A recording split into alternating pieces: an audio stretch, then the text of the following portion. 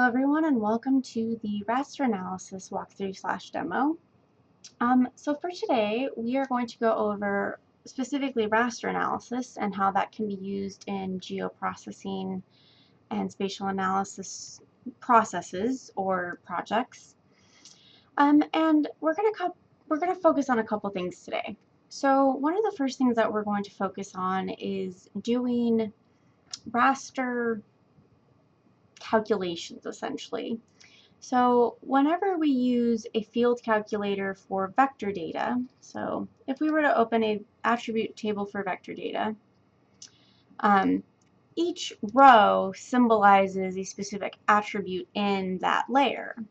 Now the thing about rasters is they're slightly different in that they don't look that way. So one of the first things we're going to do is actually get a raster layer that has an attribute table we can look at. So first off, as you can see, if we click on elevation at the moment, it doesn't actually have an attribute table you can use. Part of the reason that occurs is typically there's not an attribute table created for that. Each individual cell is simply assigned some type of value, and that's the only thing that is ever stored in the raster. Now once you manipulate the raster, which is what today's lab is about, then you can actually start getting into an attribute table. So one of the first things we're going to do is actually go through something that's listed in your lab for chapter 11. And the first thing that they talk about is doing a Boolean overlay. Now this is important because when we do a Boolean selection or overlay with vector data, it's pretty simple. You go to the notebook in the corner and you go to select by attributes, and here is where you do some type of SQL query for certain things, and if you apply it, then it actually selects something for you. Because rasters are not built in the same way vector data is, you can't do that because you can't actually identify unique values or things that match a specific criteria in one set. So for example, to get started, we're going to open our toolbox and we are going to go to Spatial Analyst Tools. And if you see Spatial Analyst Tools, this typically means that these are tools specifically used for raster analysis of some sort. Yes, you can do some with vector data, but for the most part, this is what you'd be working with if you have a raster-based project. So the first thing that we're going to go to is called map algebra. And essentially what map algebra is it is the raster way to actually select pixels that match specific criteria. So we're going to go ahead and click on it. And what your book asks you to do is actually resample your elevation data, but we'll get there. So first off, we're going to do something to where we can get something a little bit easier to work with in the attribute table over here. So right now, the way that Boolean algebra works is you work with true or false statements. So the same way you would do a select by attributes, I'm going to select cells that match a specific criteria. So in this case, I want all cells with an elevation greater than 1,000.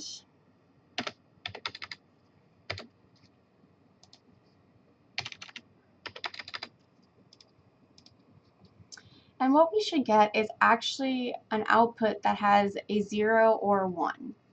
So here, if you look over to the right, 1000 has 0 areas which are in pink, and then 1s are places where you actually match the criteria you want. So if it is 0, then whatever the criteria you chose, in this case elevation is greater than 1000, is not true, and anything that is 1 or in this case green is true.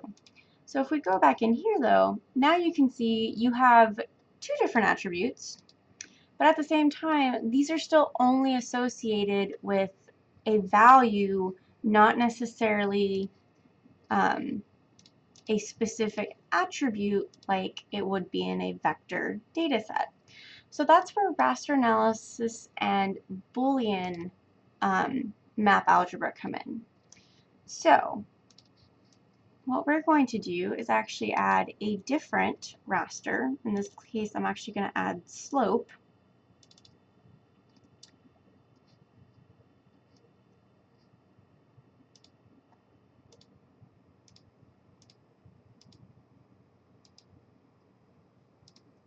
Or not.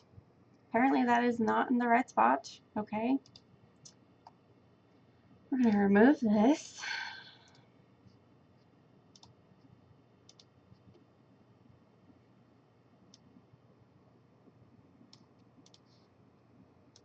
Okay, now we're in the right spot. So we're going to go into Sturgis, and we already have elevation, so I'm actually going to add land cover to this. So this is actually a really good way to show different things. Now, land cover is categorical, which means that each value is for a different category.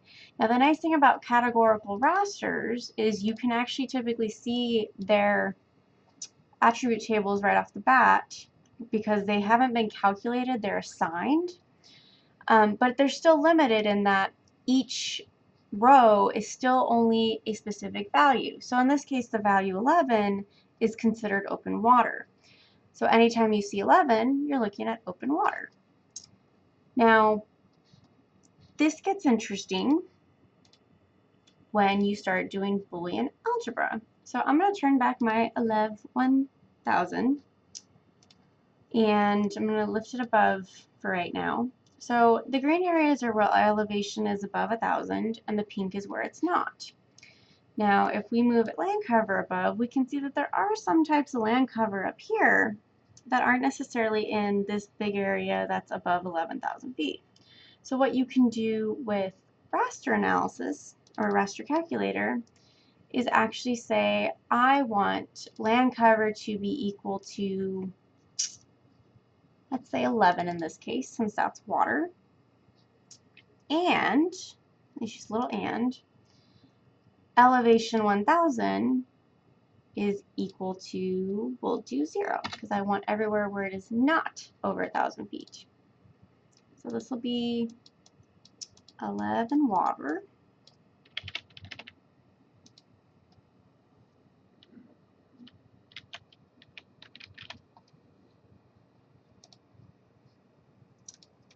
Now, this might come up when you are naming rasters, and this is very important. For whatever reason, ARC has set up the format for rasters to limit names to only 13 characters, and that does include underscores. So what it's telling me right now is that this name is too long.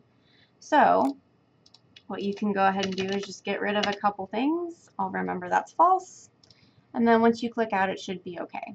So now we're going to go ahead and say okay. And so what this should tell us is it should actually give us a layer that shows both land cover where it is water and elevation where it is less than 1,000. Now if you go down here in the middle, in the corner, you'll see that we got an error.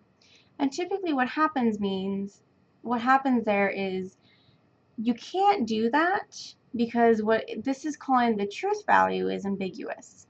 Now the reason that happens is because this is considered, the elevation 1000 is considered a Boolean map algebra raster layer. Land cover is not. The reason that is because it has more than a true or false value. So in order to actually be able to do map algebra, we would have to go back to raster calculator and actually create a land cover set that is 11 for water. So this is LC water. And we'd have to create that first. Then what we could do is actually add them together. So as soon as this is done working, we now have a raster where it is green or 1 means that that is a land cover type of water. Let me zoom to layer. And then where it's 0 is places where it is not. Now we should be able to actually do what we originally did here. So we're going to go ahead and add these together. So we're going to do the LC water plus the elevation 1000. Now, what this will do is it will give you different values when you get the output. What those will show is where certain values are either a combination of water and elevation greater than 1,000, if they are water and an elevation less than 1,000, or if they are neither. So 0 is where both LC water does not exist and elevation is actually equal to 1,000. If you have a 1, then either the water function is correct but elevation is not, or the elevation is correct or true but the water is not. So you can't actually tell where one is actually water or elevation or not. They get kind of mixed. However, the part that we do want, which is water in elevation greater than 1,000 feet, is when you get 2, because when you add 1 and 1 together, you get 2. So all these areas in orange are where elevation is greater than 1,000, and there's actually a land cover of water. So that's what Boolean algebra in Raster calculator looks like. And what this is over here is this is the results table. And typically if you're doing Boolean algebra and you get a value error that says the truth value is ambiguous, what that's telling you is the values that you're using cannot be true or false. Therefore, you cannot do a Boolean type of algebraic equation with them.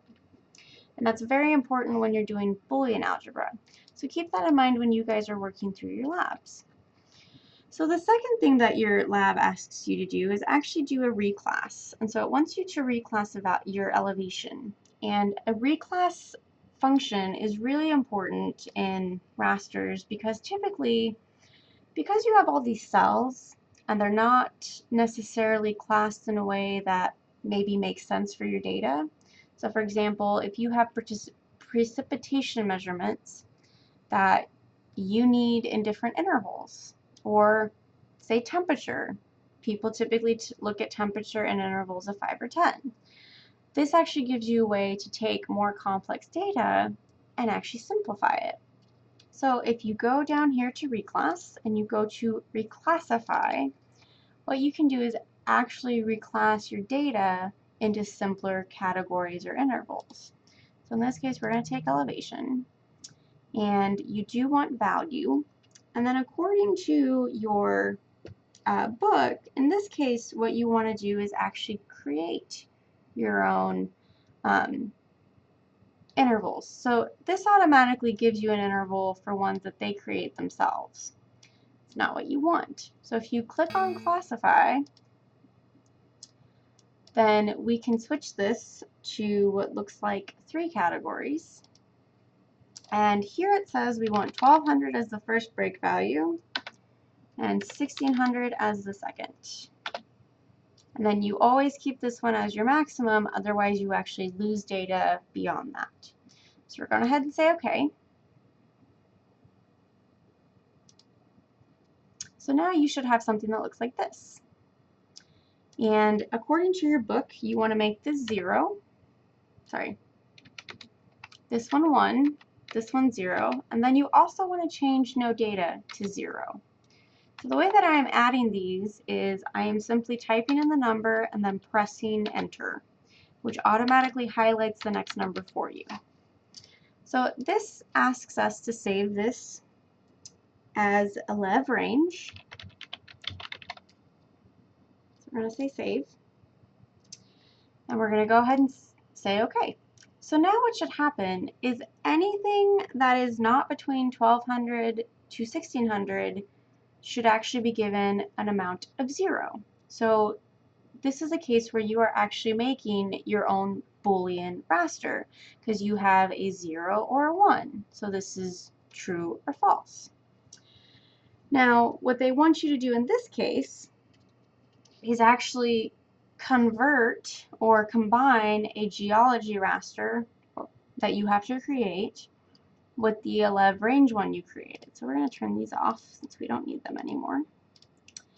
So the way that you do that is if you look at geology, this is currently a vector layer, so you need to change it to a raster. So if you go up here to conversion tools and you go to raster, there's something called a feature to raster tool that automatically does that. So we're going to say geology, and in this case it wants you to use the name. So what this means is, because your raster does everything in its attribute table by a specified value or category, you actually have to specify the field you're doing this with.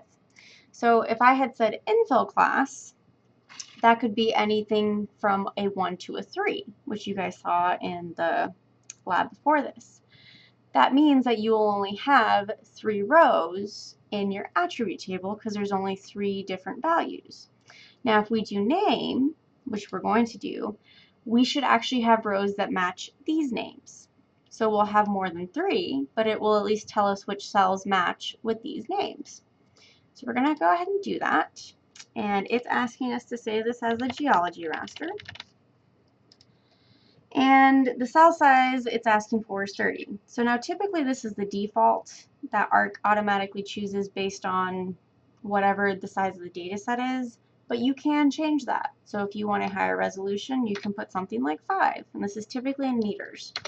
In this case it wants 30. So we're going to say OK, and we're going to go ahead and let this run. And as soon as that's done,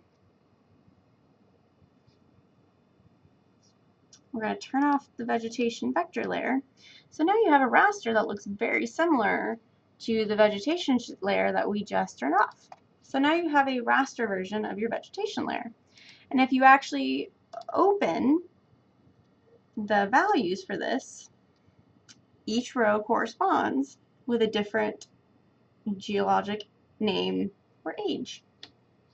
And it tells you how many raster cells have that specific characteristic. So we're going to go ahead and unselect everything. Now, this once again wants us to make a Boolean raster out of the converted raster we just created, which means that it eventually wants you to add these together. So it will eventually want a lev range and some type of feature in the geology raster to be combined. So in this case, on page 337, it specifically wants limestone.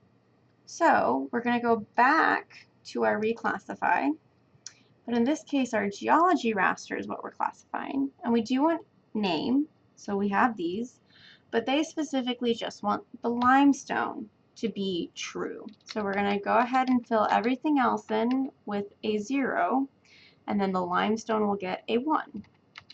And then no data is also 0, so that basically if there's no data, it doesn't matter if there's nothing there, it still qualifies as a 0, and that will still keep your Boolean raster correct.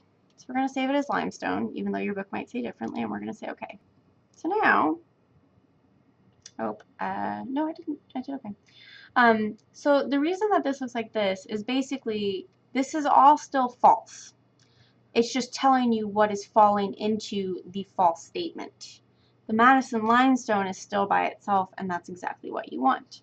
So now, if we were to go back and do map algebra or raster calculator, and we were to do limestone plus the ELEV range, wherever we get a 2 is where the Madison limestone is present, and the ELEV or the elevation range is 1200 to 1600 meters or feet.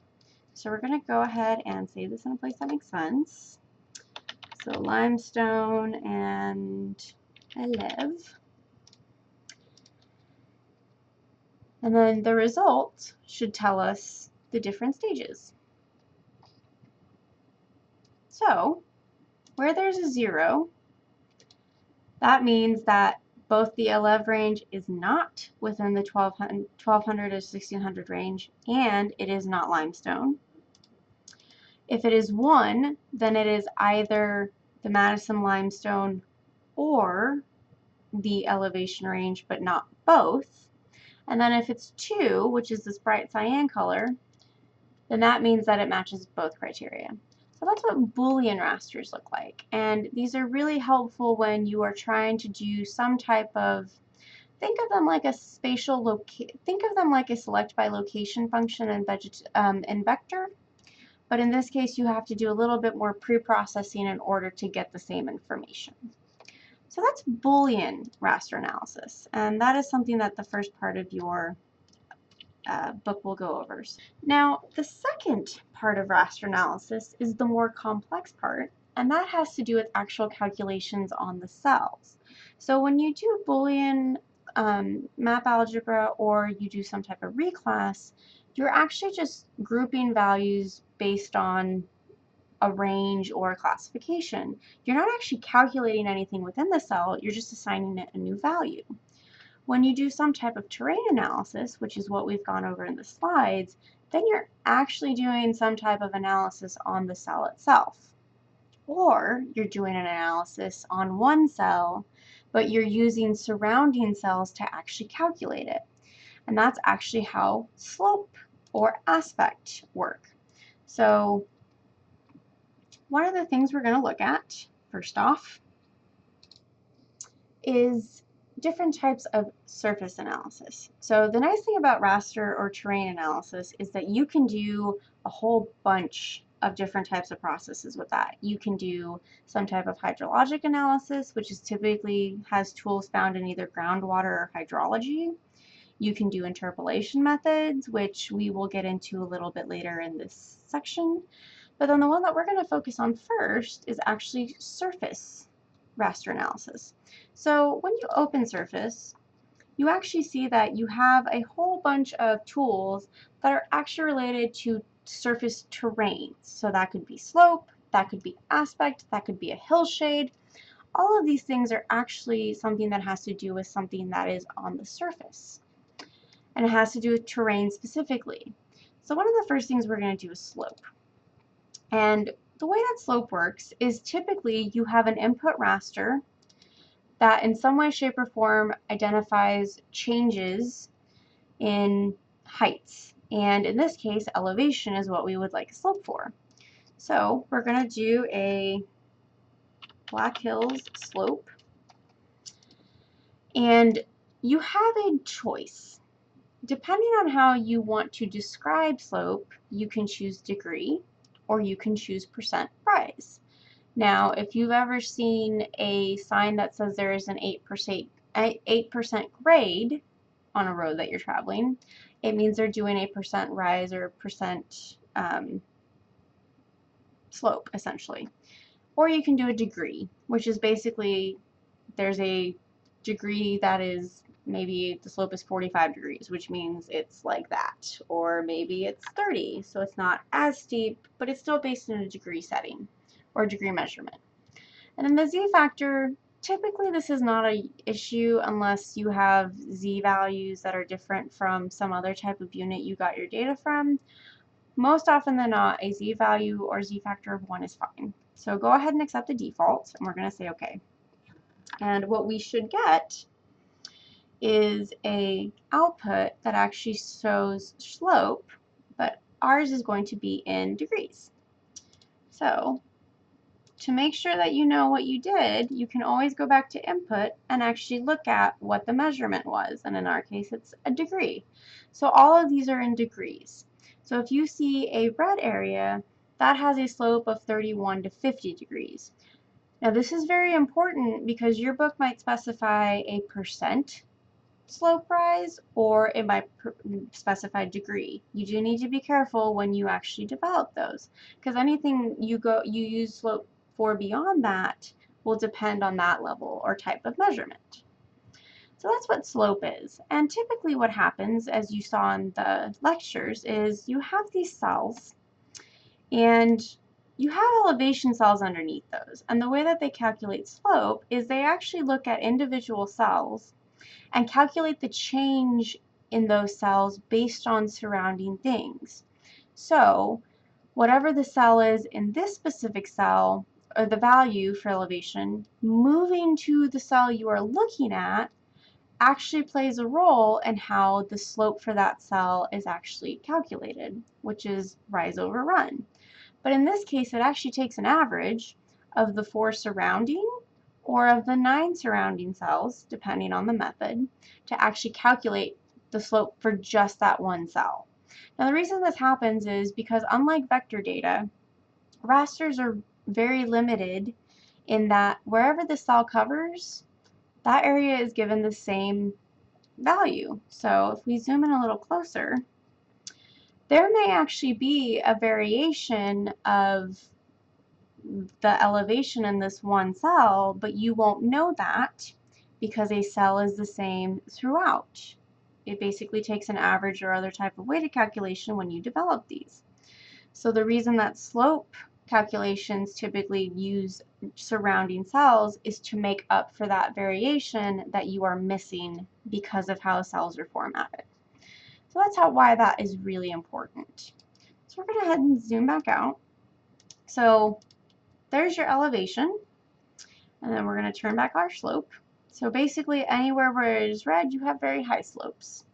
Now typically speaking, people are not supposed to develop above 18 degrees.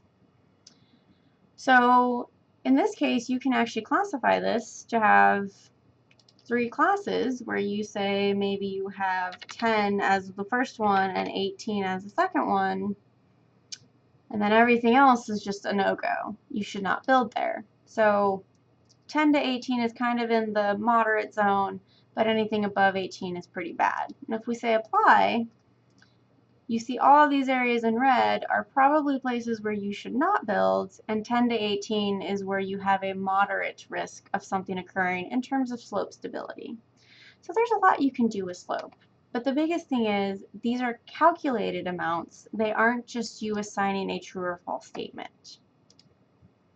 So the next thing we're going to do is actually do another type of surface tool, and that is called a hillshade. Now, hillshades are really interesting because they're not actually a calculation that's super helpful in terms of analysis, but they are incredibly helpful in terms of visualization. So, first off, you always want to base hillshades on elevation if you want terrain to actually look realistic. This is a hillshade for BH, Black Hills. And typically you can always just assume whatever defaults they have, because typically ARC will pick the best, they will pick the best values for the data you input, unless you have a very specific set you need to do. Now the thing about hillshades is these are based on a point of light. So in this case, it looks like the light source is coming from up here. And so areas where it is dark is where there is less light, and areas where it's lighter is where there is more light. Now the nice thing about hillshades is if you move them underneath elevation and you make elevation transparent, say we do 50%, you actually see changes in elevation while still keeping a more realistic view of terrains. So hillshades are wonderful for visualization purposes. Because they're based on a light source, and that's how they calculate the cell value, they are not good for calculations, but they're very good in terms of visualizing the stuff you do have. So it's very clear here that you have a peak and then you have some type of depression. That may or may not have necessarily been very visible if you did not have the hillshade on. So they do play a very big role in visualizing your data. Okay. Now, we're almost done with this walkthrough, but I am going to go through one more thing, and that is you guys are doing a lot of Boolean analysis and things like that, but one of the things that you're also not necessarily looking at, but is really important, is something called it's basically all the analysis tools you would use for some type of hydrologic analysis, and that is here in hydrology.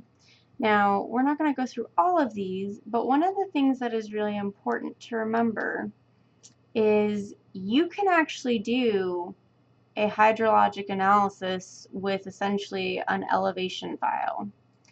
And so, for example, I think flow direction is what you start with. You basically have a surface raster, and that means you have an elevation raster. And we're going to do a flow direction for this raster. So this is flow dir.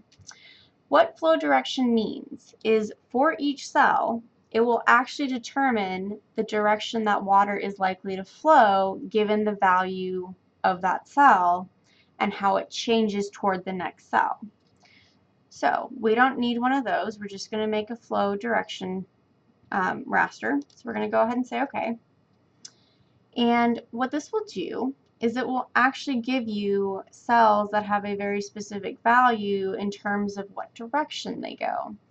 So typically, so we're going to zoom in here, if you have a flow direction of, I think, 0 to 15, then you go northwest. Northeast. And then if you have something that is closer to the 253, that is actually going northwest. So whatever the value is here is actually associated with one of the cardinal directions. And it just depends on how you classify those that you classify flow direction. Now the nice thing about flow direction is it can actually help you determine flow accumulation. What that means is you want to know where flow will go and accumulate given some type of riverine system. So you want to do flow direction, and then you want to do some type of flow accumulation output. So you say save.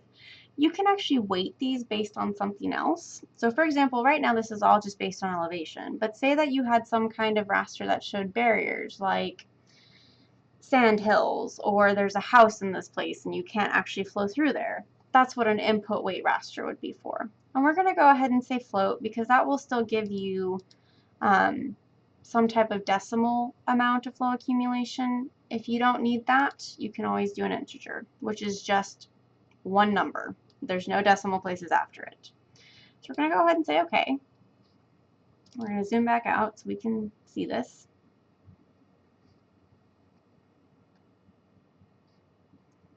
So now what we get is this odd looking output, but what this is basically where stream networks are likely to occur because this is where flow is likely to accumulate. So then what you can do is actually, okay, so now what we're going to do is actually go to map algebra again and only select out cells that are greater than, in this case, 100. So typically we only want cells that have a flow accumulation of greater than 100. So we're going to go to raster calculator. And we're going to go to flow accumulation, and we want greater than 100. So flow accu 100. What this will do is actually give us a output that shows areas where cells are greater than 100, and that essentially serves as our stream network. So if it is a 1, that has a flow area greater than 100, and if it's a 0, then it doesn't. So these are our streams. Okay, so now what we're going to do is actually extract out only those values that are 1. The way that you do that is you go over here to Spatial Analyst and you go to Extraction and you go to Extract by Attributes. Basically what this lets you do is extract cells that only match certain attributes. So in this case, we want value is equal to 1. So we say OK. And in this case, this is flow accumulation greater than 100, extract. I'm going to make this shorter just to make sure it fits and it matches 13 characters.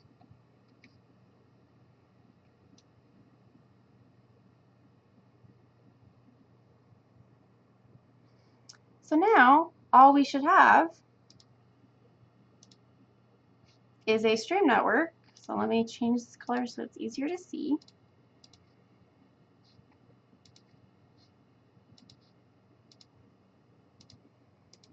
So now we only have those cells that were part of the stream network greater than 100, not necessarily all the other no data values that are not true. So now what we can do is actually go down here to stream to feature, and what it will do is it will turn in this network from a raster to a stream polyline or polygon feature. So it'll actually convert this from a raster file to a polygon file. And you do have to have the flow direction raster in order to do this, but this is just to make sure that the stream features come out the way they should. So we're going to go ahead and call this a raster to stream. And we're going to say OK. This part might take a while because sometimes it just takes a while to convert rasters to polygons depending on how large they are, but for the most part this should be a pretty quick process. So we're going to go ahead and turn off that raster that we originally had, and now if you zoom in you have all these line features that are part of a stream network. Now this does look odd because it is disjointed. That is simply because the conditional extract that we did for 100 was probably too large. So it's not picking up places that are a little in between. When you do this, you might have to pick a couple different numbers. So maybe you start with 10 and then 50, or maybe 100, but you basically have to choose whatever value best fits for you. But this is one of the ways that the hydrology toolset can really be useful with raster analysis. So that's the end of our walkthrough for today and our demonstration of raster analysis capabilities. And if anyone has any questions, please let me know. Have a great day. Bye.